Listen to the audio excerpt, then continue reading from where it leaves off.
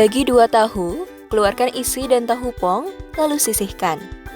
Campur 500 ml air dan bumbu halus yang terbuat dari 3 siung bawang putih yang sudah dihaluskan, 1 sendok teh ketumbar, 1 sendok teh garam, dan setengah sendok teh merica. Lalu aduk rata. Tambahkan tahu pong, rendam selama 15 menit, angkat dan tiriskan. Lumuri ke bahan pelapis berupa setengah sendok teh kaldu ayam bubuk, 1 sendok teh baking powder, 100 gram tepung terigu protein tinggi, 50 gram tepung beras, 20 gram tepung sagu, 3/4 sendok teh merica bubuk, dan setengah sendok teh garam sampai terbalut rata. Lalu goreng di dalam minyak yang sudah dipanaskan sampai matang dan kering.